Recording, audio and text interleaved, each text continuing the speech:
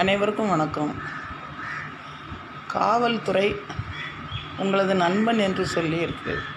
நண்பன் தான், இல்லைன்னு இல்லை. நாங்கள் என்ஜிஓவிலேருந்து பேசுகிறோம். நாங்கள் அனைத்து என்ஜிஓவுக்கும் இது ஒரு வேதனையை தான் அளிக்குது. ஒரே வீட்டில் 2 பேர் இறந்துருக்காங்க.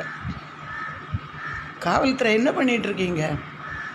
ஒரு தகப்பனை அடித்து இழுத்துட்டு போகும்போது குற்றமல்லாதவர் என்ன கடையை அடைக்க கொஞ்சம் லேட் ஆகிட்டு, அவ்வளோதான். அவர் வேறு எந்த குற்றமும் பண்ணலையே. ஒரு மகன் அதை பார்த்து கொண்டு எப்படி சும்மா இருப்பான்? ஏதோ ஒரு வார்த்தை பேசியிருப்பான், இதை கூட அவங்களால ஜீரணிக்க முடியலையா? என்ன குற்றம் பண்ணாங்க? இல்லை அவங்க பேரில் ஏதாவது எஃப்ஐஆர் இருக்குதா சொல்லுங்கள். ஒரு சாதாரண இந்த கொரோனா காலத்தில் சம்பாதிக்கணுங்கிறதுனால கடையை திறந்து வச்சுருக்குறாங்க. மக்கள் பணி செய்கிறாங்க, அவர்கள் எல்லோருக்கும் நண்பர்கள். ஆனால் இந்த மாதிரி ஒரு இரட்டை கொலை செய்யக்கூடிய அளவுக்கு அரக்கர்களாக இருந்துக்கிட்டு இந்த வேலையை நீங்கள் செய்யக்கூடாது.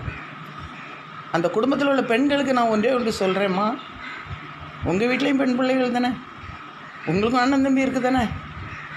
உங்கள் கணவர் இந்த வேலையை செய்தால் நீங்கள் என்ன பண்ணுவீங்க? என்ன மாதிரி ஆளாக இருந்தால் டைவர்ஸ் பண்ணிடுவேன். வேண்டாம், அந்த கணவர் உங்களுக்கு வேண்டாம். அவருக்கு கரெக்டான தீர்ப்பு வழங்கும் வர நாங்கள் என்ஜிஓக்கள் சும்மா இருக்க மாட்டோம். சமூக ஆர்வலர்கள் நாங்கள். ஒவ்வொரு நேரம் எனக்கு 2 நாளாக தூக்கம் வரல. அவ்வளோ ஒரு பாதிப்பு என் மனசில்.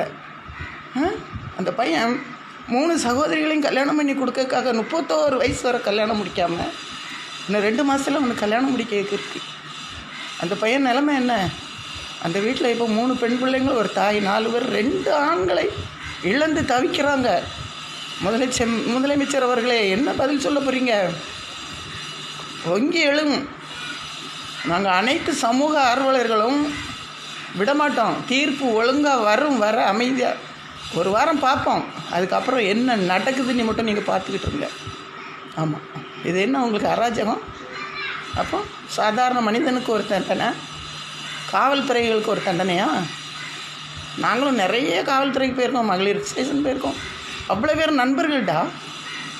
உனக்கு மரியாதை கொடுக்கணும்னு எனக்கு அவசியமே இல்லை. எங்கள் கையில் இல்லைனா விட்டுருங்க, நாங்கள் பார்த்துக்குறோம். பெண்கள் கையில் விட்டுருங்க. அதனால் எச்சரிக்கிறேன், ஒரு வாரம்தான் அமைதி. அதுக்கு பிறகு அவ்வளவு மாவட்டத்திலையும் மகளிராக எழும்புவோம், போர் கொடுப்போம், குரல் கொடுப்போம். அந்த குடும்பத்தில் அந்த பிள்ளைகளுக்கு பேச முடியல, என்ன பேசும்? பெண்கள் இழந்து நிற்கிறாங்க. சரியான ஒரு தீர்ப்பு. காவல்துறைன்னு பார்க்காதீங்க. காவல்துறை யார்? எங்களை பாதுகாக்கவங்க, எங்களை அழிக்கணுன்னா என்னையா சட்டம்? இதுக்கு எத்தனை பேர் உடந்தையாக இருந்தீங்க? அத்தனை பேருக்கும் தகுந்த தண்டனை கிடைக்கும்படி முதலமைச்சர் அவர்களை பணிவாக கேட்டுக்கொண்டு விடைபெறுகிறேன். நன்றி, வணக்கம்.